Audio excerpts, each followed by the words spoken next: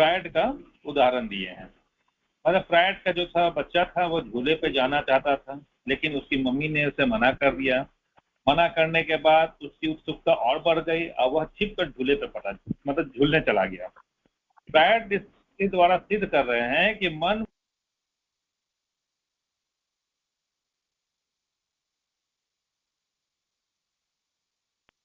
यह क्या है, मन की स्वाभाविक प्रवृत्ति है। मतलब केवल मत करो ऐसा कहना पर्याप्त नहीं है, इसके लिए कोई बेहतर और कोई दूसरी दिशा देनी पड़ती है। फिर गुरु जी ने एक और उदाहरण दिया है कि गुरु ने साधक से कहा कि आप लोग जब तो कीजिए, लेकिन बंदर का ध्यान नहीं आना चाहिए। अब जितने साधक थे सब बंदर को हटाने की कोशिश करते थे, लेकिन बंदर उतना ही उनके मन में आता गया। मतलब यह बहुत गहरी बात है कि मन पर जबरदस्ती नियंत्रण करने से वही विचार बार बार लौटता है, क्योंकि मन क्या है, निषेध को पकड़ लेता है। इसलिए योग क्या करता है, केवल दमन नहीं सिखाता है, बल्कि वह रूपांतरण भी सिखाता है, यानी ट्रांसफॉर्मेशन भी करता है। तो मन 3 चीज चाहता है: नया अनुभव, रस और जिज्ञासा की तृप्ति। यदि उसे श्रेष्ठ दिशा में रस नहीं मिलेगा तो वह नीचे, मतलब निम्न विषयों की ओर भागेगा। इसलिए गुरु जी कहते हैं कि मन को रोकना काफी नहीं है, उसे अधिक आकर्षक दिशा देनी चाहिए। फिर गुरु जी यहाँ साधु और कढ़ी का प्रसंग के बारे में बताते हैं कि एक साधु था, उसका मन बार बार कढ़ी खाने को मचलता था, समझाने से ही बात नहीं बनी। तो फिर उन्होंने अपने मन को पूरी छूट दी। उसने इतना खाया कि उल्टी हो गई, फिर भी वे खाते रहे। अंततः उसका मन क्या हो गया, कढ़ी से उसका मन को घृणा हो गई। इस उदाहरण का द्वारा गुरु जी यह नहीं बता रहे हैं कि इंसान को खुली छूट देनी चाहिए। उनके कहने का भाव यह है कि केवल दमन से वासना समाप्त नहीं होती है, वास्तविक समझ और अनुभव से ही आकर्षण टूटता है। फिर मन को 2 तरीके से रोका जा सकता है। पहला है कि यह मत सोचो, यह मत करो। इससे आपके अंदर का संघर्ष बढ़ता है। मन को ऊंचे आदर्शों, रचनात्मक कार्य, प्रेम, सेवा, साधना, ज्ञान और कला की ओर मोड़ना, यही आपका उपाय है। और ये भी गुरु जी बता रहे हैं कि ना ज्यादा भोग और ना ज्यादा दमन करना चाहिए, बल्कि समझ, संतुलन और जागरूकता से इसे मतलब दिशा देनी चाहिए। ज्यादा रोकथाम क्या करता है, आपके भीतर दबाव डालता है। फिर गुरु जी बताते हैं कि पहले गृहस्थ जीवन, फिर वानप्रस्थ और फिर संन्यास का क्रम रखा गया है। मन को रोकने की जगह उससे एक लक्ष्य रखना चाहिए। आदर्श जीवन की कल्पना, ऊंचे लक्ष्य का चिंतन, महानता का लाभ समझना, निम्न और ऊंचे जीवन की तुलना करना चाहिए। जब मन को आनंद प्राप्त होगा तो वह खुद नीचे के आकर्षण को त्याग करेगा। योग यह नहीं कहता है कि मन और इच्छा को मार दीजिए, बल्कि कहता है कि मन को समझिए और उसकी ऊर्जा को सही दिशा दीजिए। यही मनोनिग्रह है। फिर क्या है, मन निषेध से बहुत ज्यादा उग्र होता है, दमन से संघर्ष पैदा होता है। मन को श्रेष्ठ दिशा, रस और लक्ष्य देना बहुत जरूरी है। एकाग्रता और साधना तभी स्थायी बनती है जब मन अपनी इच्छा से, स्वेच्छा से उसी दिशा में रहे। इसी भाव को पतंजलि चित्त विरोधी निरोध कहते हैं, अर्थात चित्त की वृत्तियों को समझकर संयमित करके सही दिशा में नियोजित करना ही योग्य है। फिर अगला हम लोग चैप्टर पढ़े थे, मनोनिग्रह के लिए विचार, विवेक और वैराग्य। मन और चित्त को भारतीय दर्शन में कई बार एक दूसरे के निकट अर्थ में प्रयोग किया जाता है, लेकिन वे पूर्णतः एक नहीं है, उनका संबंध गहरा है। सरल भाषा में गुरु जी बताते हैं कि मन क्या है, सोचने, चाहने, कल्पना करने, संकल्प विकल्प करने वाली शक्ति है। और चित्त क्या है, मन का गहरा भंडार, जिसमें संस्कार, स्मृतियां, वासनाएं और प्रभाव संचित रहती है। योग दर्शन और वेदांत में अंतःकरण के 4 भाग बताए गए, हम लोग पिछले क्लास में ही पढ़े थे कि इसमें क्या है, मन है, बुद्धि है, अहंकार और चित्त है। मन क्या है, संकल्प विकल्प करता है, बुद्धि निर्णय करती है, अहंकार में मैं का भाव रहता है। हाँ, चित्त क्या है, स्मृति और संस्कार का भंडार होता है। इसलिए चित्त और मन अलग होते हुए भी जुड़े हुए हैं। अब इसको गुरु जी एक उदाहरण से समझाते हैं कि मान लीजिए आपने आम देखा, अब इसे खाएं कि नहीं खाएं यह मन का काम है। अभी खाना ठीक नहीं होगा, यह क्या है, बुद्धि का निर्णय है। मैं खा रहा हूं, यह क्या है, अहंकार है। अब बचपन में आम का स्वाद, उससे जुड़ी स्मृति और लालसा, वह क्या है, यह चित्त है। इसी कारण पतंजलि कहते हैं कि योग चित्त वृत्ति निरोधा, अर्थात चित्त की वृत्तियां का निरोध ही योग है। यहाँ चित्त वृत्ति में केवल वर्तमान विचार नहीं बल्कि भीतर के संस्कार, स्मृतियां, इच्छाएं, मानसिक रंग सब सम्मिलित है। मन उन्हीं संस्कारों के अनुसार बार बार दौड़ता है। इससे ऐसा भी हम लोग समझ सकते हैं, मन क्या है, सतह पर उठती हुई लहरें हैं, और चित्त क्या है, समुद्र की गहराई है।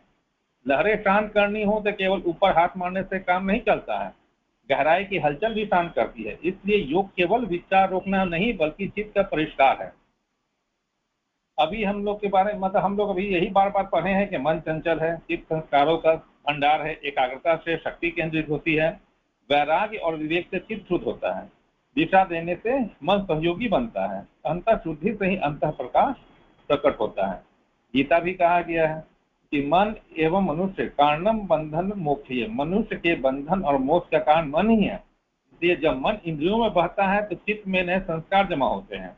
जब मन साधना, विवेक, ध्यान और सत्कर्म में लगता है तो चित्त शुद्ध होता है। इसलिए कहा जा सकता है मन चित्त का कार्यशील भाग है। चित्त मन की गहराई है, दोनों अलग भी हैं और दूसरों से गुथे हुए भी हैं। तो आज हम लोग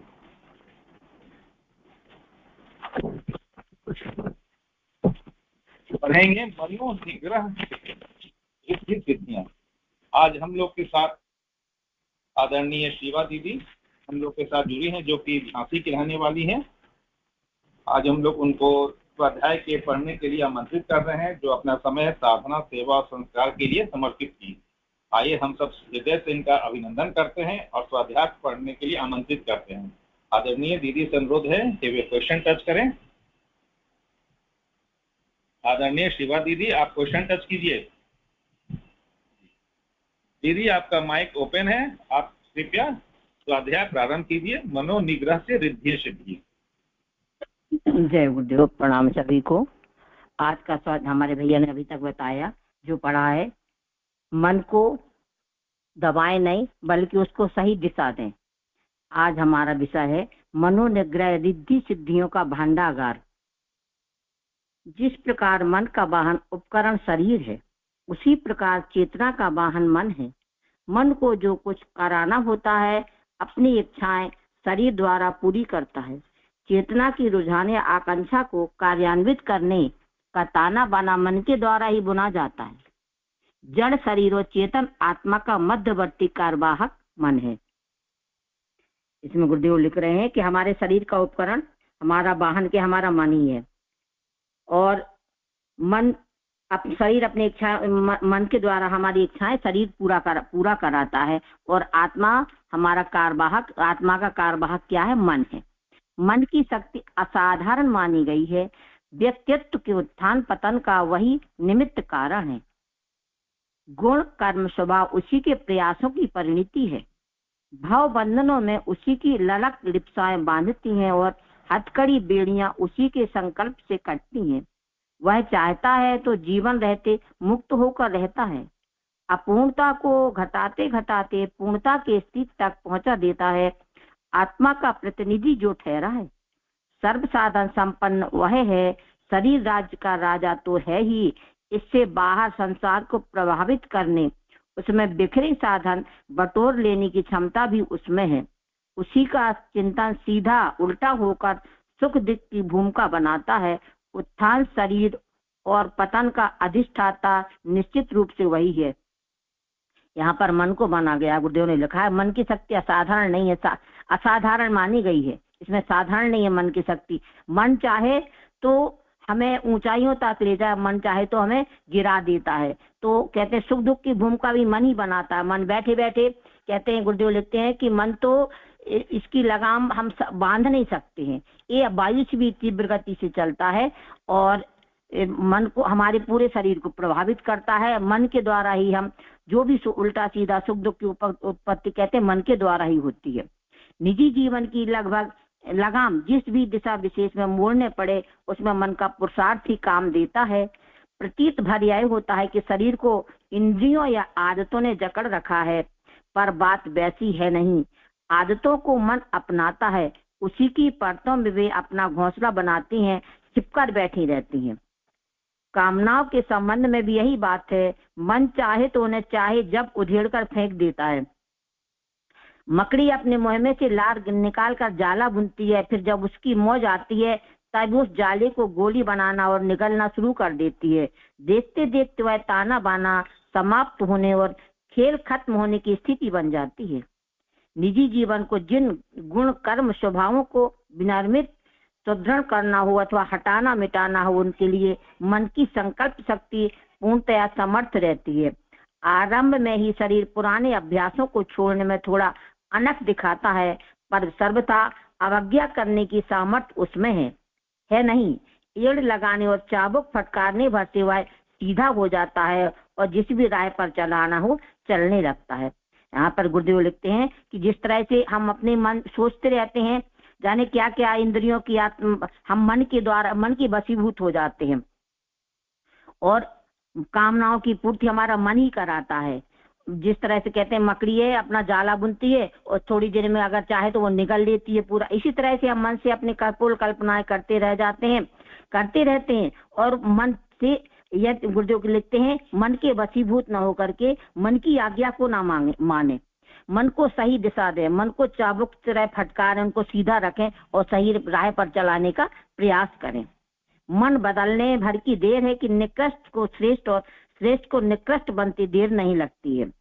नहुष ययाति विश्वामित्र ऐसों को कामुकता ने घर धर दबोचा है और बिल्व मंगल आम्लपाली जैसों को उस कीचड़ में छलांग मारकर ऊपर उभरने में देर नहीं लगती। हमारे बहुत से ऐसे ऋषि मुनि हैं जो मन के वशीभूत हो गए और उनका अपना पतन हो गया, सन्यासी होते हुए उनका पतन हो गया।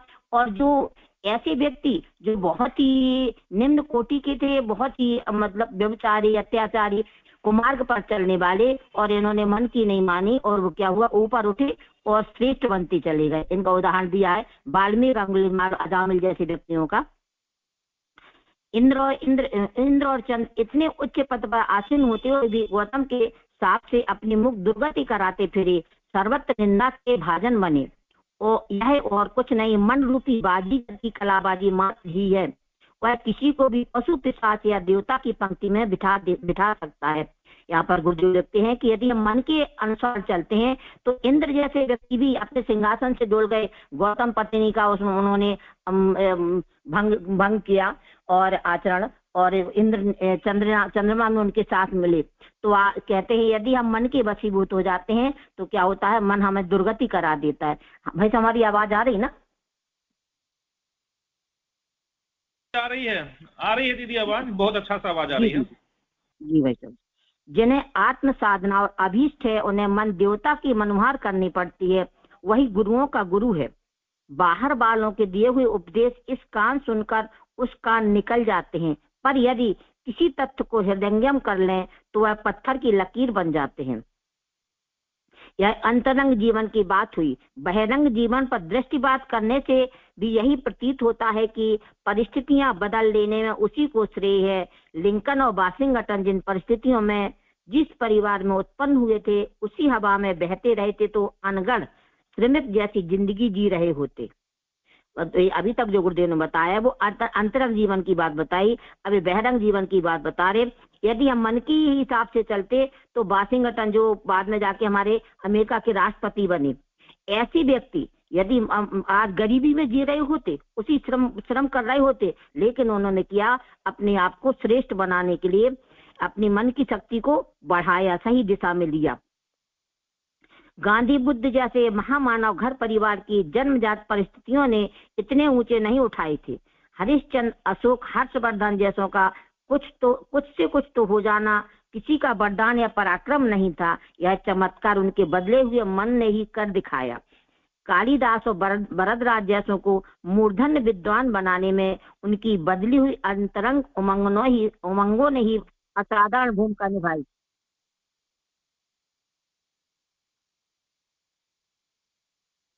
रक्त मांस की दृष्टि से सभी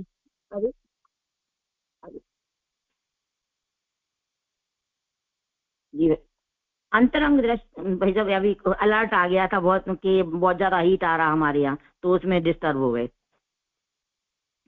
कालिदास और भरद्वाज जैसे को मूर्धन विद्वान बनाने में उनकी बदली हुई अंतरंग उमंगों ने ही असाधारण भूमिका निभाई।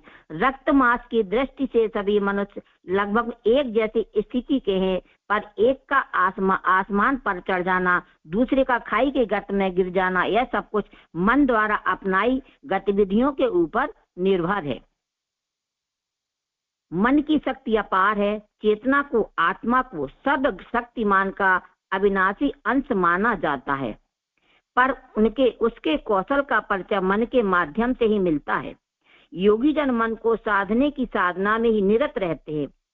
इसी एक प्रयोजन के लिए वे विभिन्न विधि विधान अपनाते हैं। जिसे जितनी सफलता मिल जाती है वह उसी स्तर का चमत्कारी सिद्ध पुरुष बन जाता है। रिद्धि सिद्धियों का उद्गम और कार्य क्षेत्र मनोलोक में ही सीमित और विस्तृत है। यह युक्ति अक्षर सा सत्य है कि जिसने मन जीता उसने संसार को जीत लिया। जिसके हाथ में अपना मन है उसके हाथ में संसार का समस्त वैभव सिमटकर एकत्रित होता है। अर्थात यहाँ लिखा है मन के हारे हारे और मन के जीते जीत। गुरुदेव लिख रहे हैं कि यदि हमने अपने मन को जीत लिया तो संसार को जीत लिया। यदि हमने अपना मन बस में नहीं कर पाया तो क्या होता है, हम परेशान हो जाते हैं। मन को निगृहित करने का असाधारण महात्म बताया है। साथ ही उस प्रयोजन की सिद्धि के लिए अनेक विधि विधान बताए हैं। इन सब में सर्वसुलभ इंद्रिय जप है। मन को वायु वेग जैसा चंचल कहा गया है। उसकी है घुड़दौड़ वासना, तृष्णा और अहंता के क्षेत्र में ही लगती रहती है। उसी रसों की अनुभूति इन्हीं में लगती है। इसमें से सर्वप्रथम वासना की बारी आती है। तृष्णा और अहंता इसमें थोड़े ऊंचे स्तर पर आती है। यदि इन तीनों में से मन सिकोड़ लिया जाए तो उस एकाग्रता की सिद्धि में देर न लगेगी, जिसके आधार पर आत्म जप का लाभ मिलता है और साथ ही अभीष्ट प्रयोजन के लिए प्रबलतम पुरुषार्थ बन पड़ता है। बिखराव को समेट लेना ही चेतना क्षेत्र का प्रबलतम पुरुषार्थ है। मन उपरोक्त तीनों लिप्साओं में ही घुड़दौड़ लगाता रहता है। इन्हीं में से उसे रस प्रतीत होता है। यदि इन केंद्र में रसानुभूति को समेट लिया जाए तो समझना चाहिए किसी मनोनिग्रह की सिद्धि हस्तगत हो गई है। मनुष्य आध्यात्मिक पुरुषार्थों में से किसी को भी कर गुजरने की स्थिति में पहुंच गया है। साधना क्षेत्र के विद्यार्थियों को सर्वप्रथम इंद्रिय जप का अभ्यास करना चाहिए। ज्ञानेंद्रियां 5 हैं और उनके अपने अपने रस है। सामान्य स्तर के व्यक्ति इन्हीं में ललकते रहते हैं। पीछे तृष्णा, अहंता और कल्पनाशील अभिलाषा जागृत होती है और मनुष्य को कठपुतली की तरह नचाती है। कहते हैं विद्यार्थी को सबसे पहले अपनी इंद्रियों को, अपने जप के लिए इंद्रियों को निग्रह अभ्यास में लाना चाहिए। ये इंद्रियां नहीं तो हमारे रस के पीछे पड़ी रहती हैं और क्या होता है, हमारा जीवन को गलत दिशा में ले जाती हैं और हमारा जीवन ऊपर नहीं उठ पाता, उच्चतर नहीं हो पाता है। इंद्रियों में प्रथम है रसना। जीव का रस चिंतन को सर्वप्रथम और सर्वाधिक प्रभावित करता है। यह जन्मजात सहचार है, साथ साथ चलने वाला। जो जीव हमारे बचपन से ही हमारी, क्योंकि हम लोग रसों के आदि हो जाते हैं, ये चीज खाना ऐसी चीज खाना, गुरुदेव यही बता रहे हैं। यह जन्मजात सहचार है। दूसरा रस कामुकता का है। इसके लिए यौवन के उभार की तक की प्रतीक्षा करनी पड़ती है। वयोवृद्ध होने पर वह असमर्थता के कारण अनायास ही समाप्त भी हो जाती है। किंतु रचना की स्वाद लेसा ऐसी है जो जन्म से लेकर मरण पर्यंत साथ रहती है। अर्थ और अनर्थ उसी के द्वारा सबसे अधिक होते हैं। स्वाद के वशीभूत होकर लोग अभक्त भक्षण करते हैं। आवश्यकता से अधिक मात्रा में उदरस्त करते रहते हैं। इसका प्रतिफल पाचन तंत्र की खराबी के रूप में हाथों हाथ सामने आता है। यहाँ पर भोजन के लिए बता रहे गुरुदेव कि ये आज समय आधुनिक युग में भी सबसे ज्यादा फास्ट फूड बच्चे खा रहे हैं और समय से पहले हेल्दी भी होते चले जा रहे हैं। शरीर में कोई क्षमता नहीं रह गई हो और नाना प्रकार की बीमारियों का भी कारण शरीर बनता चला जा रहा है।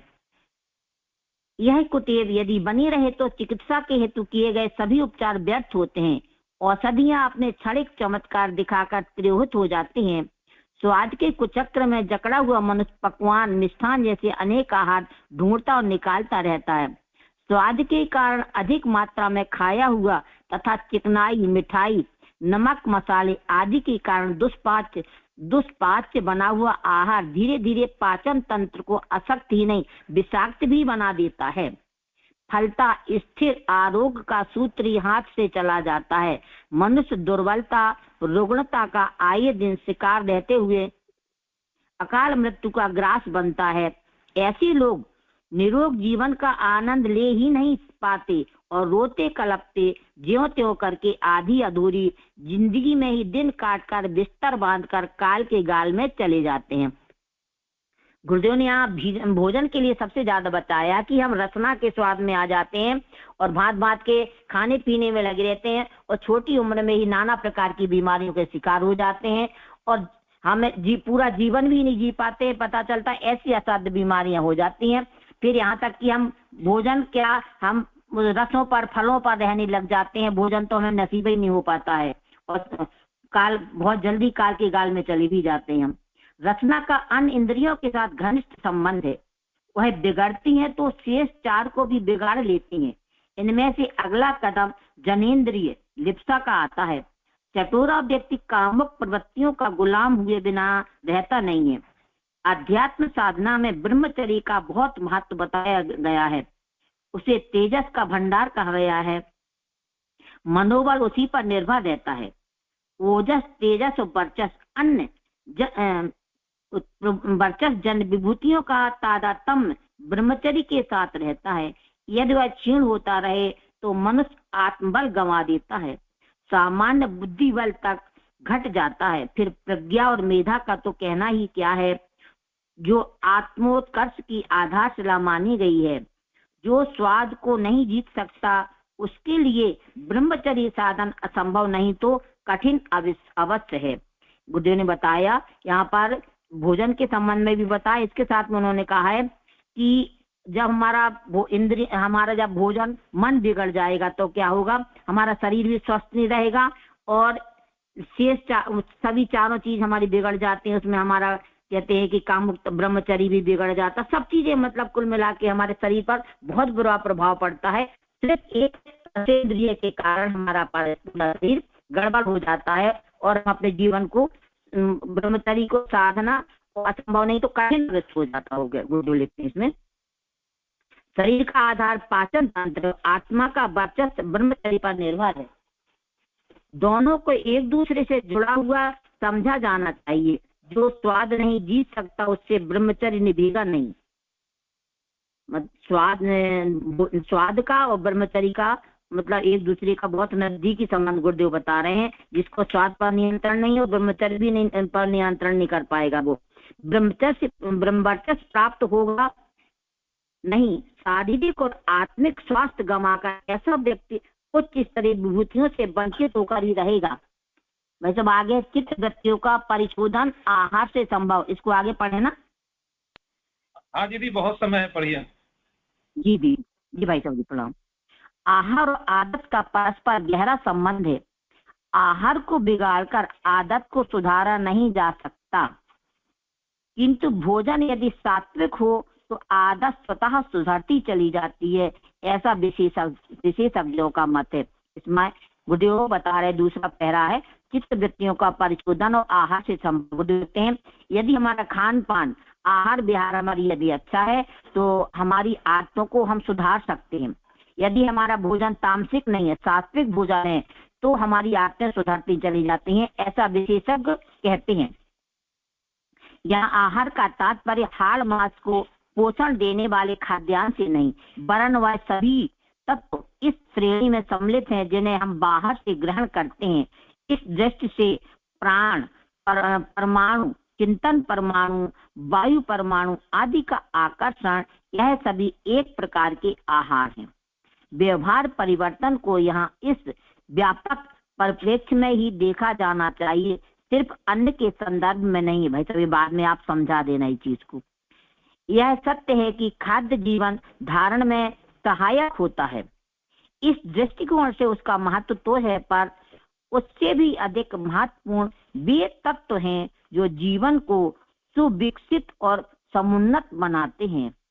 प्राण हमारी काया को जीवित बनाए रखते हैं, यह सच है, पर मिथ्या यह भी नहीं है कि यदि यह विकृत स्तर के अवांछनीय हुए तो जीवन भी हे स्तर का हीन बना रहेगा। प्राण की ही तरह चिंतन की भ्रष्टता भी संप्रति लोगों को बुरी तरह जकड़े हुए है। भोंडी सोच सजातीय परमाणुओं को ही आकर्षित कर सकती है। यही कारण है कि विश्व स्तर पर इन दिनों विषम और विषाक्त वातावरण बना हुआ है। जिधर दृष्टि जाती है उधर आगजनी, राहजनी, चोरी, लूटपाट, डकैती, हत्या, अपहरण जैसे दृश्य ही नग्न नृत्य करते दिखाई पड़ते हैं। ऐसा लगता है मानो सदाचार को ही आज अपराधी के कटघरे में खड़ा होना हो और दुराचार का दूध का धुला हुआ न्यायनिष्ठ हो।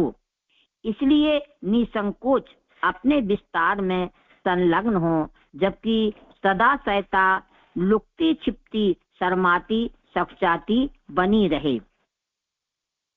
गुरुदेव लिखते हैं आज का वातावरण सबसे ज्यादा विषाक्त होता चला जा रहा है, क्योंकि हमारा खान पान बिगड़ा हुआ है तो हमारा चिंतन भी बिगड़ा हुआ है। चारों तरफ आगजनी, हत्या, इस तरह की व्यभिचारिता की चारों तरफ ऐसी वारदातें सुनाई देती जा रही हैं। और आज कहते हैं सदाचारी को ऐसा लगता है कटघरे में खड़ा कर दिया हो। यदि जबकि सदा सहता लुकती छिपती शर्माती सख्चाती बनी रहे, यह स्थिति चिंतन के उन विकृत परमाणुओं को खींचते रहने के कारण ही पैदा होती है, जो नीतिमत्ता को अस्वीकारने और अनैतिकता अपनाने में अभिरुचि रखते हैं। जहां दुर्बुद्धि रहेगी वहां दुष्चिंतन ही पैदा होगा। आज हमारी खान पान का बिगड़ा होने के कारण हमारी बुद्धि भी खराब हो गई, बुद्धि खराब हो गई, हमारा चिंतन भी खराब हो गया। और खराब चिंतन सदा अपने समान गुण धर्म वाले अणुओं को आकर्षित करता है। आज जहां ऐसे विकार युक्त चिंतन कणों की भरमार हो वहां स्वभाव उदात्त बना रहे, यह कठिन है। ऐसे में यदि अन्य की प्रकृति सात्विक भी बनी रहे तो परिणाम कोई बहुत उत्साहवर्धक प्राप्त होगा, इसकी आशा नहीं की जानी चाहिए। ऐसी ही स्रोत चक्षु वायु के विकारग्रस्त परमाणुओं को ही लगातार ग्रहण किया जाता रहे और कोई यह सोचे कि मात्र खाद्य को नियंत्रित करके ही स्वभाव को बदल दिया जाएगा, तो यह उसकी भूल है। कान से हम अनहिर्नित अश्लील शब्द और संगीत सुनते रहें, आंखें हमेशा भड़काऊ दृश्य देखते रहें, नथनों से गंदी हवा लेते रहें, तो एक प्रकार से हम चेतना को और अधिक रुग्ण बनाने में भी मदद करते रहेंगे। चेतना यदि अपरिष्कृत स्तर की बनी रही तो प्रकृति को बदल सकना संभव नहीं। उल्लेखनीय है कि स्वभाव परिवर्तन की बात जब कभी कहीं जाती है तो उसका एकमात्र अर्थ चेतना की पवित्रता और प्रखरता से ही लगाया जाना चाहिए, किसी अन्य संदर्भ में नहीं। वो कह रहे यदि अकेला मन से खान पान से ही नहीं है, क्योंकि चारों तरफ का वातावरण, चाहे वो गुरुदेव लिखते हैं यहाँ पर कि असली चारों तरफ संगीत भी बज रहे हैं, चित्र भी असली लगे हुए हैं, भड़काऊ भाषण हो रहे हैं, चारों तरफ गंदी हवा फैली हुई है, तो उसमें हमारी चेतना और कह रहे और ज्यादा रुग्ण हो जाती है और चेतना हमारी अपरिष्कृत स्तर की हो जाती है। इतना सा बन पड़ने के उपरांत ही अन्य की बारी आती है। इसी स्थिति में वह कोई प्रभावी परिणाम उत्पन्न कर सकता है, इसमें कम में नहीं। इसके भी अच्छे बुरे दो प्रभाव हैं। सात्विक सुपाच्य भोजन की परिणति अच्छी देखी जाती है, जबकि रासिक और तामसिक प्रकृति के खाद्य का नतीजा क्रोध, उन्माद, उत्तेजना, आवेश के रूप में सामने आता है। यह असामान्य स्थितियां हैं। व्यक्ति सामान्य संतुलन की अवस्था में ना हो तो उससे अच्छे और संतुलित व्यवहार की उम्मीद नहीं की जा सकती। संतुलित व्यवहार वह है जिसमें व्यक्ति नम्र, शिष्ट, शालीन बनकर प्रस्तुत हो। यह सात्विक आहार द्वारा ही शक्य है। आहार की तामसिकता उस समय प्रकट और प्रत्यक्ष होने लगती है जब कोई नशाखोर नशे में धुत होता है तो उसे संसार घूमता प्रतीत होने लगता है। संपूर्ण दुनिया और समस्त व्यक्ति बुरे दिखाई पड़ने लगते हैं। जगत का अकेला सज्जन सत्पुरुष वही है, ऐसा आभास मिलने लगता है। इसलिए मध्यती प्राय दूसरों की उपेक्षा करते, गाली गलौज और मारपीट करते दृष्टिगोचर होते हैं। गुरुदेव यहाँ लिखते हैं कि जो तामसी, जो कहते हैं संतुलित व्यवहार, संतुलित आहार में संतुलित व्यवहार भी होना चाहिए, जरूरी है। संतुलित आहार के साथ साथ आजकल जो कहते हैं कि जो नशेबाज होते हैं, वो जब अपना नशे में आ जाते हैं तो उन्हें सब कोई गलत दिखाई देने लगता है, सिर्फ वो ही अच्छे दिखते हैं। और ऐसे में वो कुछ भी करने को आमादा हो जाते हैं, मारपीट करते हैं, गाली गलौज करते हैं और अभद्र बातें करते हैं। सामान्य रहकर शिष्टों की भांति आचरण करना उन्हें नहीं आता, यह आहार का असर है। गुरुदेव लिखते हैं, जैसे खाए अन्न वैसा हो मन, जैसा हो मन वैसा हो जीवन, जैसा हो जीवन वैसा हो आचरण, ऐसा गुरुदेव ने लिखा है इसमें। इससे रक्त में ऐसे रसायन पैदा होते हैं जो मस्तिष्क में विभिन्न प्रकार की भावना, विचारणा, व्यवहार के केंद्रों को उत्तेजित और सक्रिय करने लगते हैं। क्योंकि प्रत्येक केंद्र में दो विपरीत प्रकार की प्रवृत्तियां निहित होती हैं, अतः उनमें से जो पक्ष जागृत होता है, व्यक्ति का प्रत्यक्ष व्यवहार वैसा ही होने लगता है। मादक द्रव्य एवं अभक्ष्य भक्षण आचरण के मस्तिष्कीय केंद्रों के उस पहलू को उभारने लगते हैं जो मानवीय गरिमा के प्रतिकूल होते हैं। इसी कारण आदत बदलने के लिए, उसमें अनुकूलता और पवित्रता विकसित करने के लिए विज्ञजन भोजन की सात्विकता पर विशेष बल देते देखे जाते हैं। खाद्य सामग्री के इस प्रभाव को देखते हुए वैज्ञानिक मस्तिष्कीय क्षमता को घटाने और बढ़ाने वाले रसायनों की खोज में जुटे हुए हैं। उनका मानना है कि जब आहार के माध्यम से विशेष प्रकार के रसायनों के निर्माण द्वारा मानवीय प्रकृति को प्रभावित कर सकना संभव है, तो फिर उनके द्वारा बुद्धि को घटा बढ़ा सकना क्यों कर असंभव होना चाहिए। यहाँ पर बता रहे हैं कि आज वर्तमान में वैज्ञानिक किस चीज का खोज कर रहे हैं कि कहते हैं जब आहार का इतना बड़ा प्रभाव हमारे शरीर पर पड़ता है, तो बुद्धि को भी घटाने बढ़ाने के लिए वो ऐसी औषधियों के, ऐसे रसायनों का निर्माण करना चाहते जो बुद्धि को घटा बढ़ा सके। बुद्धि एक विशेष प्रकार के मस्तिष्क से उभार का नाम है, ऐसा भी मानते हैं वैज्ञानिक। विश्वास करते हैं कि बुद्धि और स्मृति हर एक के लिए जरूरी नहीं। कारण बताते हुए कहते हैं कि मनुष्य की अक्ल जैसे जैसे बढ़ती है, वैसे ही वैसे वह उन्मादी और अहंकारी बनता जाता है। अहंकार जब सिर चढ़कर बोलता है तो दुष्प्रवृत्तियां पनपती हैं, जिनकी अंतिम परिणति हत्या, अपहरण, प्रतिशोध के भिन्न भिन्न तरीकों के रूप में सामने आती है। यह बढ़ी चढ़ी बुद्धि की करतूत है। अस्तु ऐसे मामलों में कुशाग्रता को रसायन प्रयोग द्वारा घटा दिया जाना चाहिए, जबकि समाज निर्माण में लगी मानसिक क्षमता को इन उपचारों द्वारा और अधिक समर्थ बनाया जाना चाहिए। यह विज्ञान का तरीका है। विज्ञान कह रहा है कि यदि हम बुद्धि को घटा बढ़ा सकते हैं अच्छी रास्ते के लिए, बुद्धि को मतलब यदि हम बुद्धि को सही रास्ते पर ले जाएं तो उसको बढ़ा लें, और ये नहीं तो गलत रास्ते पर ले जाने के लिए वाले की बुद्धि को क्या करें, घटा दें हम। ये विज्ञान का मत है, विज्ञान का कह रहा है इस चीज के लिए। आयुर्वेद ने कुछ दूसरा ढंग अपनाया है। ये अभी विज्ञानों की बात बताई, अब आयुर्वेद के द्वारा बता रहे हैं। उसने स्वतंत्र रसायनों के अनुसंधान की तुलना में जड़ी बूटियों का अन्वेषण किया और बौद्धिक तीक्ष्णता को बढ़ाने वाला पृथक उपाय आविष्कृत किया। इस प्रकार ब्राह्मी, शंख पुष्पी, शतावरी, गोरख मुंडी और जटामासी आदि ऐसी औषधियां उसने खोजी जो स्मृति को बढ़ाती हैं।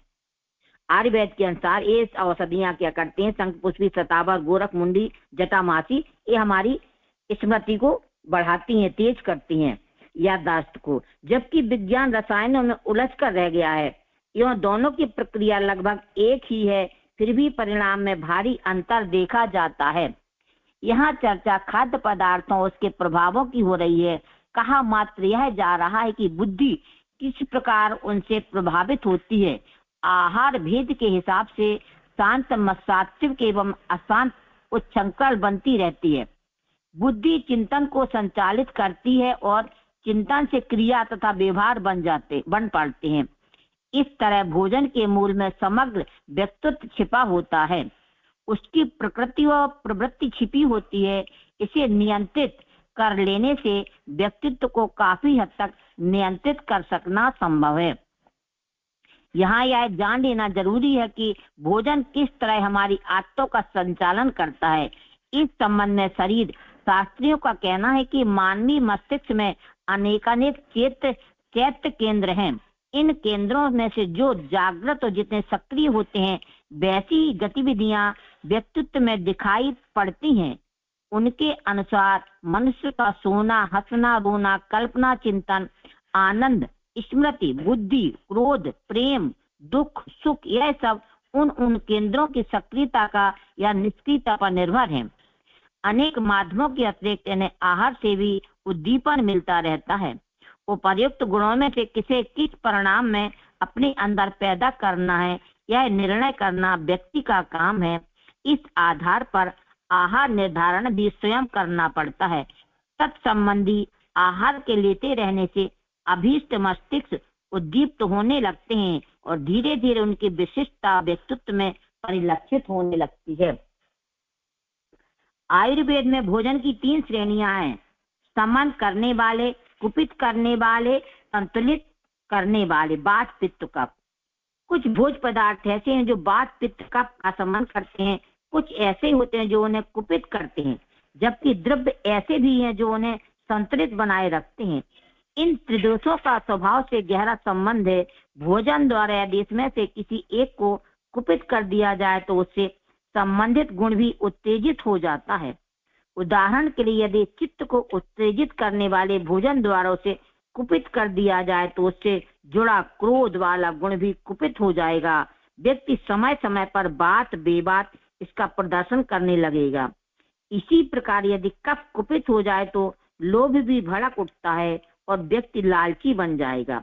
लाखों बार इस संबंध में कोई उपदेश सुन ले, पर फिर भी उसकी इस मनोवृत्ति में कोई अंतर नहीं आता दिखाई पड़ेगा। उसकी यह आदत तभी मिट सकती है जब उसके कफ को नियंत्रित कर दिया जाए। ऐसे ही वायु कुपित करने वाले पदार्थों के सेवन से व्यक्ति में डिप्रेशन या अवसाद स्वतः आने लगता है। प्रत्यक्षता इसका कोई कारण नहीं होने पर भी भोजन के प्रभाव से वह उत्पन्न होगा और व्यक्ति को अपनी चपेट में ले लेगा। यहाँ पर आयुर्वेद से बताया गया है कि भोजन का ही प्रभाव, यदि हम सात्विक लेते हैं तो उसका प्रभाव पड़ता है, और हम जैसे अब ऐसा उत्तेजित खाना ले तो उसका प्रभाव पड़ता है। वात, पित्त, कफ किन चीजों से बढ़ते हैं और हम व्यक्ति कैसे कैसे मार्गों पर इनके भोजन के प्रभाव से बढ़ने लग जाता है। इसी प्रकार आहार में मात्रा का निर्धारण भी महत्वपूर्ण माना गया है। 3/4 पेट भरा और 1/4 खाली होना चाहिए। वो कह रहे भर के ठूस के नहीं खाना चाहिए। गुरुदेव लिख रहे हैं इसमें हम लोग जितना हमारा खाना है उसमें 1/4 हमारा पानी के लिए हमारे जगह होना चाहिए। ऐसे ही तत्वों का परिमाण निर्धारण भी अभीष्ट बताया गया है। नमक लाभकारी तभी है जब उसे आवश्यक अनुपात में ग्रहण किया जाए। अनावश्यक अंश में लेने से वह अहितकर साबित होता है। आयुर्वेद का एक सूत्र है, पिप्पल्या छालस्वणानि नादिकानि भोज्यानि, अर्थात पिप्पल, क्षार और लवण का जरूरत से ज्यादा सेवन नहीं करना चाहिए। ऐसा कहा जाता है कि विगत समय में कभी सौराष्ट्र के लोग नमक बहुत खाते थे। चीनी के स्थान पर वे नमक का प्रयोग करते थे। यहाँ तक दूध में भी नमक डालकर पीते थे। इसलिए वे पुंसत्व वो खो बैठे और हृदय रोगों के शिकार हो जाते। अध्यात्म के आचार्यों का कहना है कि इस मार्ग पर चलने वाले लोगों को नमक का सेवन कम से कम या नहीं के बराबर करना चाहिए। उनके अनुसार ब्रह्मचर्य को साधने के लिए ऐसा नितांत आवश्यक है, अन्यथा मन के भटकाव को रोक पाना संभव नहीं। रचना के असंयम के कारण मन यदि संयमित नहीं हुआ तो फिर काम पर अंकुश रख पाना असंभव हो जाता है। कहने का आशय इतना ही है कि अन्नाहार ना सिर्फ हमारे शरीर को वरन मानसिक प्रवृत्तियों को भी भड़काने और नियंत्रित करने में महत्वपूर्ण भूमिका निभाता है। इसलिए व्यवहार और आदत को साधने सुधारने के लिए इस पर भी आवश्यक अंकुश रखना जरूरी है। इतना जान लेने के उपरांत इस संबंध में कोई संशय की गुंजाइश नहीं रह जाती कि हमारी ज्ञानेंद्रियां बाहरी जगत से जो कुछ भी उद्दीपन ग्रहण करती हैं वह सब चेतना के लिए एक प्रकार का भोजन है। अन्न जिस प्रकार हमारे मन को प्रभावित करता है वैसे ही बाह्य उद्दीपन भी उसे प्रभावित करते रहते हैं। अतएव स्वभाव को संशोधित करने के संदर्भ में इस संपूर्ण और समग्र आहार को ध्यान रखा जाना चाहिए। बात तभी बन सकेगी, इससे कम में नहीं। जय गुरुदेव। प्रणाम भैया। अब आप समझाएंगे इस चीज को, दीदी समझाएंगी, हमें तो नहीं है। बहुत बहुत धन्यवाद। आपने बहुत ही अच्छे से पढ़ा और बहुत ही अच्छे से समझाया। पहला हम लोग पढ़े थे मनोनिग्रह से रिद्धि सिद्धियां। बस हम ब्रीफ कर देते हैं और आप लोग सभी से अनुरोध है कि क्वेश्चन टच कीजिए ताकि आप भी अपने अपने विचार प्रकट कर सकें। यहाँ गुरु जी कह रहे हैं कि जैसे शरीर आत्मा की इच्छाओं को पूरा करने का साधन है, वैसे ही मन चेतना का कार्यकारी उपकरण है। आत्मा जो है सीधे कार्य नहीं करता है, मन के माध्यम से शरीर को चलाता है। मनुष्य का गुण, कर्म, स्वभाव, बंधन और मुक्ति सब मन पर निर्भर है। मन जैसा सोचता है वैसा ही जीवन बनता है। मन चाहे तो व्यक्ति को ऊंचा उठा सकता है, चाहे तो पतन में भी डाल सकता है। इंद्रियां या शरीर अपने आप पर किसी आदत में नहीं फंसता है, मन ही आदत को अपनाता है और पोषित करता है। यदि मन दृढ़ निश्चय कर ले तो पूरी आदत भी छोड़ी जा सकती है। यहाँ गुरु जी इतिहास और धर्म ग्रंथों का उदाहरण देकर बता रहे हैं कि मनुष्य का परिवर्तन बाहरी नहीं है, पर मन का परिवर्तन है। बुरे व्यक्ति महान बन सकते हैं, महान भी पतित हो सकते हैं। बाहरी उपदेश सभी प्रभावी होते हैं जब मन उन्हें स्वीकार करे। इसलिए साधना का मुख्य कार्य मन को समझाना और अपने पक्ष में करना है। महान व्यक्ति केवल जन्म या परिस्थिति से महान नहीं बनता है, बल्कि मन की उमंग, संकल्प और दिशा ने उन्हें ऊंचा उठाया है। इसी प्रकार मनुष्य का पतन भी मन के कारण ही होता है। आत्मा की शक्ति मन के माध्यम से ही प्रकट होती है। योगी मन को साधने पर इसलिए बल देते हैं क्योंकि वही चेतना की शक्ति को कार्य रूप देता है। योग और साधना से मिलने वाली सिद्धियां मन की एकाग्रता और नियंत्रण से उत्पन्न होती है। इसलिए जिसने मन जीत लिया उसने संसार जीत लिया। मन की चंचलता मुख्यतः 3 क्षेत्रों में होती है, वासना, तृष्णा, अहंकार। यदि इनसे मन हट जाए तो एकाग्रता और आत्मबल उत्पन्न होने लगता है। मन की क्या होती है, शक्ति बिखरी जाती है। जब उसे समेट लिया जाता है तो वही शक्ति पुरुषार्थ और साधना का आधार बनती है। यही योग का व्यवहारिक अर्थ है। साधक को पहले अपने इंद्रियों पर नियंत्रण से सीखना चाहिए। 5 इंद्रियां अपने अपने विषयों की ओर मन को खींचती है। इसी से तृष्णा और अहंकार बढ़ता है। और फिर देखिए गुरु जी बता रहे हैं कि स्वाद की इच्छा जो है ना, जन्म से लेकर मृत्यु तक रहती है। यहाँ मन और चिंतन को सबसे अधिक प्रभावित करती है।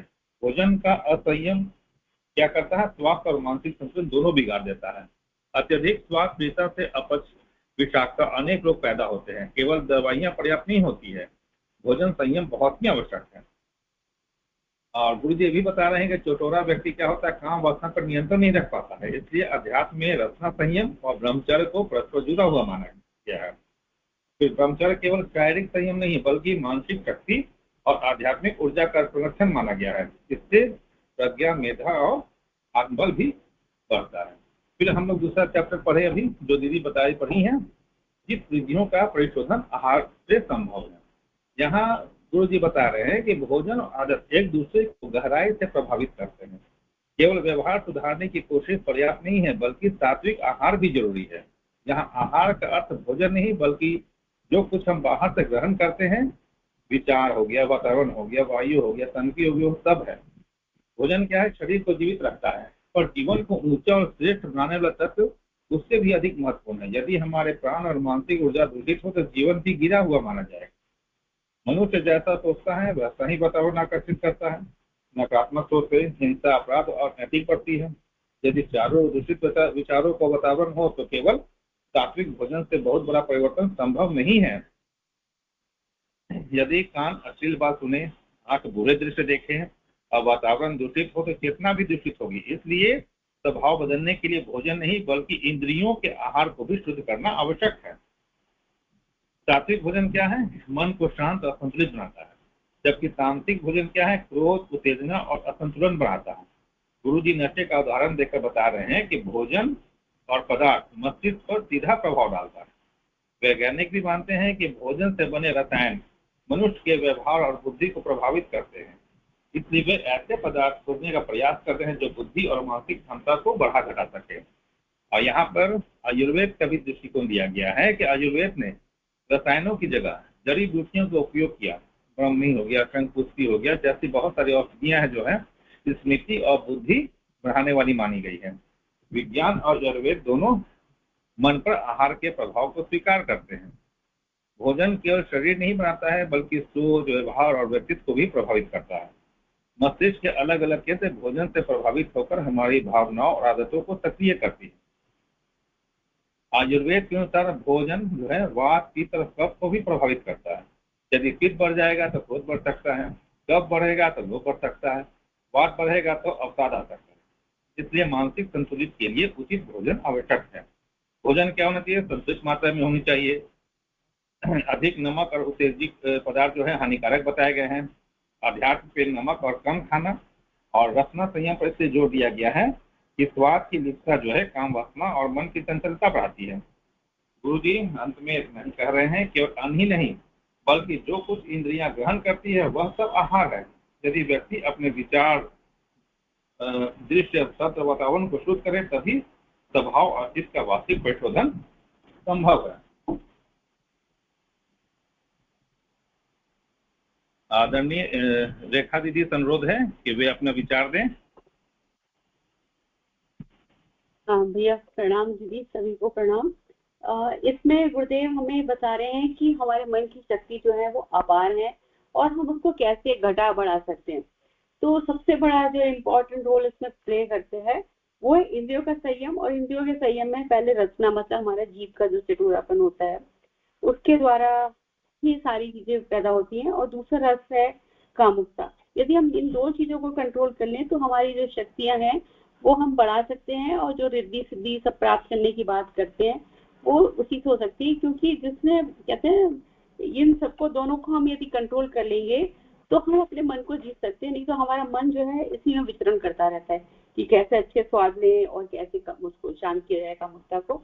तो इसलिए गुरुदेव ने बताया कि हमें जो है सात्विक भोजन ग्रहण करना चाहिए।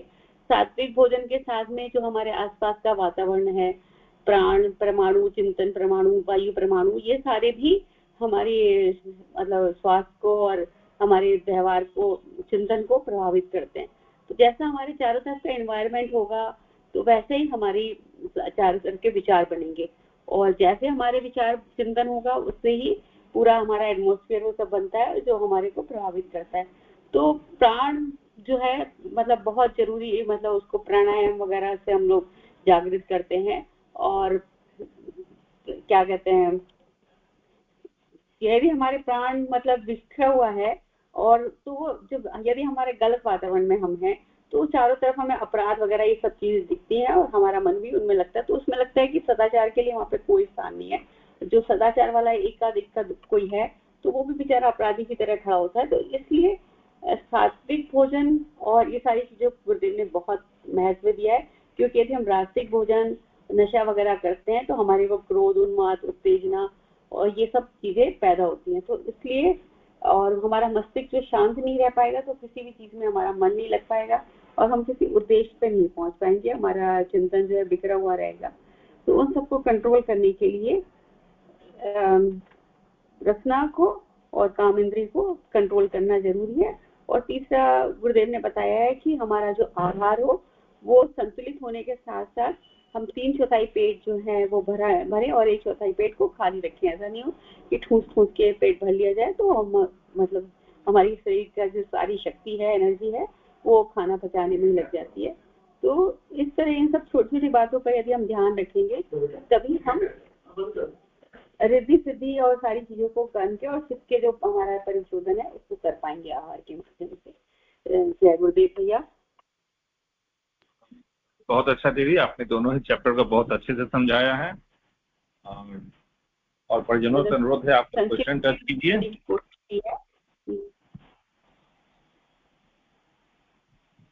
क्वेश्चन टेस्ट कर रहा है तो सुशीला दीदी आप ही कुछ बताइए, अपना विचार दीजिए। सुशीला दीदी।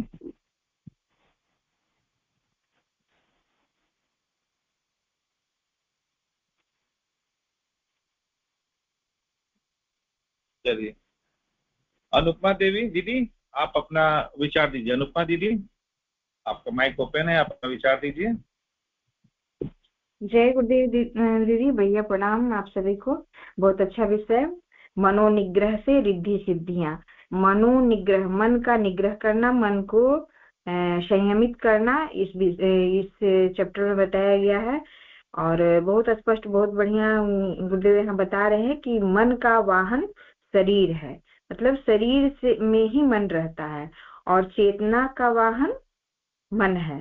मतलब चेतना की जो विचार जो आते हैं चेतना से, वो मन के द्वारा प्रवाहित होते हैं। शरीर तो जड़ है, आत्मा चेतन है, लेकिन इन दोनों को लेकर चलने वाला मन है। मन ही शरीर को भी प्रभावित करता है और इंद्रियों को प्रभावित करता है, और मन के विचारों के उठने वाले विचारों के कारण मन से आत्मा भी प्रभावित होती है, जहां तक मैं समझ पा रही हूँ। इससे जो है, मन से जो है व्यक्तित्व के उठान पतन सब कुछ मन के कारण होते हैं। बहुत अच्छा गुरुदेव ने स्पष्ट एक पॉइंट इतना अच्छा बताया है। आत्मा का प्रतिनिधि रूप भी मन ही है, क्योंकि जहाँ हम थोड़ा मन सुकून पाते हैं तो एक तरह से आत्मा को समझ पाते हैं कि हाँ ये है, तो मन का, आत्मा का भी प्रतिनिधि रूप में है। आदत जो है वो भी अपने ही कारण, मन के कारण ही उत्पन्न होते हैं। ऐसे लगता है कि हमारी इंद्रियां हमें खींच रही है किसी भोजन के प्रति या किसी इच्छा वासना के प्रति, लेकिन वो असल में वो मन में वो समेटा हुआ होता है और मन के कारण ही होता है। मन अगर चाहे तो अगर मन को हम संयमित कर लें, संकल्पित भावना हो, तो देवता भी बन सकते हैं, नहीं तो अपने ये के कारण पशु पिशाच का भी रूप ले सकते हैं। और यहाँ उदाहरण भी दिए गए हैं कि नहु से याति विश्वामित्र जैसे जो थे, वो कामुकता के बस में आ गए और उनकी सारी रिद्धि सिद्धियां बेकार चली गई, जबकि अम्रपाली और ये मंगल थे, वो ये कीचड़ से मैंने उबर गए। उन लोगों ने अपने आप को संयमित किया, उस चीज को समझे और गलत रास्ते पे थे, फिर भी वो वहां से निकल गए। इसी तरह अंगुलीमाल, अजामिल आदि का भी नाम बताया गया है यहाँ पर। बहुत अच्छा गुरुदेव ने बताया इसका। लेकिन सर्वसुलभ साधन मन को निग्रह करने का क्या है? इंद्रिय जप और आत्म जप। इंद्रिय मन जप कीजिए, जप के द्वारा मन को एकाग्र कीजिए। साथ साथ ये भी बताया गया है कि हमारा भोजन जो है वो इसको प्रभावित करता है। शरीर जो है, शरीर में मन रहता है, शरीर का आधार पाचन तंत्र है। जैसा पाचन तंत्र के बाद हमारे शरीर में रस बनता है, उसका प्रभाव मन पे पड़ता है। और मन, आत्मा का वर्चस्व ब्रह्मचर्य है। ब्रह्मचर्य अगर पालन किए तो आत्मा विकसित होती है, समुन्नत होती है। चिंतन को भी अगर हम चिंतन को भी भ्रष्ट नहीं करना है। जैसे आसपास जो भी बताया जा रहा था, कामुकता वाला चित्र हो या फिर गाली गलौज वाला वातावरण हो, या उस तरह से वैसा भी नहीं होना चाहिए। अगर उस तरह का वातावरण भी हर समय रहता है तो हमारी इंद्रियां प्रभावित होती हैं। ये सब बहुत अच्छे से गुरुदेव बताया। इसलिए शरीर और आत्मा दोनों को समुन्नत विकसित करने के लिए संयम जरूरी है। भोजन भी 3 तरह का, जैसा हम लोग जानते ही हैं, लेकिन एकदम यहाँ स्पष्ट रूप से बताया गया है कि सात्विक भोजन अगर लेते हैं तो हम विनम्र शिष्य शालीन बने होते हैं, जबकि राजसिक तामसिक भोजन हमें क्रोध उन्माद की ओर ले जाता है, अहंकार की ओर ले जाता है। कुछ जड़ी बूटियों के नाम दिया है इतना अच्छा कि किसी भी हम प्रैक्टिकल जीवन में उसे अपनी स्मृति के वर्धन के लिए उपयोग किया जा सकता है। ये उदाहरण के द्वारा बताया गया कि ये सब आयुर्वेद के माध्यम से जो ये जड़ी बूटियां हैं वो हमारे शरीर मन को प्रभावित करती हैं। तो स्पष्ट है कि हमारा भोजन जो है, इसके द्वारा प्रमाणित किया गया है कि हमारा भोजन निश्चित रूप से हमारे मन को प्रभावित करता है। ये सब बहुत अच्छा बताया गया है। अगर कफ कुपित हो जाता है तो लोभ बढ़ता है। कफ को अगर नियंत्रित किया जाता है उसको, तो वायु अगर अनियंत्रित हो जाता है तो डिप्रेशन अवसाद होते हैं। पित्त के अनियंत्रित होने से क्रोध वाला गुण का भी वर्धन होता है। स्पष्ट रूप से लास्ट में गुरुदेव बताते हैं कि यहाँ जो साधक को जो है खट्टा तीता या पीपल, छार और लौंग शब्द का उपयोग किया गया है कि इनमें सबको जरूरत से ज्यादा सेवन नहीं करना चाहिए। अपने आहार को संयमित रखना चाहिए, सात्विक रखना चाहिए, अपने विचारों को सही दिशा देना चाहिए। इस तरह से जय गुरुदेव, भैया प्रणाम, मैं जो समझ पाई। जी दीदी, बहुत अच्छा, आपने बहुत अच्छे से समझाया है। आगे निर्मला दीदी से अनुरोध है कि वे अपना माइक ओपन करें और अपना विचार दें। हेलो। हाँ दीदी, आवाज आ रही है आपकी। आप जय भैया प्रणाम सभी को, जय गुरुदेव। इसमें आज हम लोग जो चैप्टर पढ़े मनोनिग्रह सिद्धि सिद्धियों का भंडार, इसमें दिया गया है जिस प्रकार मन का वाहन उपकरण शरीर है, उसी पर चेतना का वाहन मन है। इसमें मन को ऐसा ही कंट्रोल करके रखना चाहिए जो इधर उधर जो भटकता है वो नहीं भटके। मन को आत्म साधना करके रखने चाहिए। मन देवता वही गुरुओं का, सब जितने शरीर में ये है सबका श्रेष्ठ मन है। जो मन हवा के वेग से भी ज्यादा तेज चलता है, उसको कंट्रोल करना बहुत मुश्किल होता है, लेकिन फिर भी मन को हम अंतरंग मन की कंट्रोल करके रखें। और उसको मन की शक्ति जो है बहुत बड़ा अपार है। चेतना को, आत्मा को अविनाशी अंग माना जाता है। मन के कौशल का परिचय मन के माध्यम से ही मिलता है। योगी जन मन को साधने की साधना में निरत रहते हैं, उसी प्रकार प्रयोजन के लिए विधि विधान अपनाते हैं जिसकी सफलता उन्हें मिलती है। रिद्धि सिद्धियों में भी मन को निग्रह करने के लिए साधारण महत्व माना गया है। उसको इंद्रियों के द्वारा सर्वसुलभ इंद्रियों का जप करना मन को कंट्रोल करना है। मन में वायु वेग जैसा चंचल कहा गया है, वह घुड़दौड़ वासना और तृष्णा अहंता के क्षेत्र से ही लगती रहती है। उसमें मन जो है उसमें रसा स्वादन की अनुभूति ज्यादा लगती है। और जब सर्वप्रथम वासना की बारी आती है, तृष्णा और अहंता ऊंचे स्तर पर आ जाती है। साधना के क्षेत्र में भी सर्वप्रथम इंद्रियों का जप अभ्यास करना चाहिए। इंद्रियों में 5 है, उनके अलग अलग रस है। इंद्रियों में प्रथम है रसना, जीव का रस चिंतन सर्वप्रथम है, वह पहले ही प्रभावित करता है। दूसरा का मुक्ता है, यौवन उभार है और वयोवृद्ध होने पर असमर्था के अनुसार अनायास अपने आप ही समाप्त हो जाती है। लेकिन रस जो है, स्वाद लिप्सा जो है, वो जन्म से मरण तक बनी रहती है। रसना और इंद्रियों का घनिष्ठ संबंध है, वह बिगड़ती है तो शेष 4 को बिगाड़ देती है। जिसमें चटोरा व्यक्ति अमुक प्रवृत्तियों का गुलाम बना हुआ रहता है, इसलिए चटोरापन नहीं होना चाहिए। आध्यात्मिक साधना से ब्रह्मचर्य का बहुत महत्व दिया गया है। तेजस्व का भंडार उसे बोला गया है। शरीर का आधार पाचन तत्व द्वारा आत्मा का वर्चस्व पर निर्भर है। दोनों एक दूसरे से जुड़ा हुआ है। आहार और आदत का परस्पर गहरा संबंध है, इसलिए हमें आहार को स्वास्थ्य करना चाहिए और अपने आदत को सुधारना चाहिए। भोजन को स्वास्थ्य करना चाहिए। विशेषतः यह मत है, यहाँ आहार का हार मांस पोषण है। यहाँ जैसा हम अन्न खाएंगे वैसा ही हमारा मन बनेगा। इसलिए आहार को स्वास्थ्य लेना चाहिए, जिससे शरीर को हानि नहीं हो। और आहार में आयुर्वेद में बहुत तरह के एग्जाम्पल दिया गया है, जिसमें दिया गया है कि नमक है, नमक को मात्रा में लेना चाहिए जितना जरूरी है, ये नहीं कि ज्यादा लेना चाहिए। सौराष्ट्र के लोग जो है वो नमक बहुत खाते थे, चीनी के स्थान पर नमक का ही प्रयोग करते थे, यहाँ तक कि दूध में भी न डालो, इसलिए उनका हृदय रोग के शिकार हो जाते थे। आचार्यों के आध्यात्मिक आचार्यों का कहना है कि नमक जो है उसका कम से कम सेवन करना चाहिए। उसके अनुसार ब्रह्मचर्य साधन के लिए यह बहुत आवश्यक है। अन्यथा मन को भटकाव को रोक पाना संभव नहीं है। इसलिए जहाँ तक हो कि हमारे कहने का आशय यही है कि अन्न का आहार जो है सिर्फ हमारे शरीर और मानसिक वृत्तियों को भी भड़काने पर नियंत्रण करने का महत्वपूर्ण भूमिका निभाता है। इसलिए व्यवहार और आदत सुधारने के लिए भी इसका बहुत जरूरी होता है। इसलिए अन्न को जितना हो उतना ही स्वास्थ्य लेना चाहिए, जो कि शरीर के लिए अच्छा होता है। और संपूर्ण आहार, समग्र आहार को ध्यान में रखा जाना चाहिए।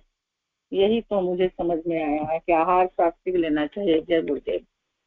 हाँ, बहुत अच्छा दीदी, आपने भी बहुत अच्छे से समझाया है। अब हम कोई अब है नहीं जो कि अपना विचार दें, और समय भी हो गया है, तो हम लोग समापन की ओर चलते हैं। आज का है सत्संकल्प नंबर 9। अनीति से प्राप्त सफलता की अपेक्षा नीति पर चलते हुए असफलता को शिरोधार्य करें। पुष्पांजलि। ओम यज्ञेन यज्ञमय जंत देवाः तानि धर्माणि प्रथमान्यासन देहनाकं महिमानः सचन्त यत्र पूर्वे साध्याः सन्ति देवा। ओम स्वाध्याय पुष्पांजलि समर्पयामि। शांति पाठः। ओम सह नाववतु सह नौ भुनक्तु सह वीर्यं कर्मावहे तेजस्विनावधीतमस्तु मा विद्विषावे। ओम शांति शांति शांति। जो हमने आज के स्वाध्याय में पढ़ा, जाना और ज्ञान अर्जित किया, वह गुरु के चरण में हम लोग अर्पित करते हैं। ओम ऐं श्री गुरु चरण कमलेभ्यो नमः। आप लोग के सहयोग से अच्छा स्वाध्याय पूर्ण हुआ। आइए हम लोग नमस्कार के क्रम में चलते हैं। सभी को प्रणाम। जय गुरुदेव। सभी को प्रणाम। जय गुरुदेव। सभी को प्रणाम। जय गुरुदेव। सभी को प्रणाम। जय गुरुदेव, सभी को प्रणाम। जय जय गुरुदेव, सभी को प्रणाम। शुभ रात्रि।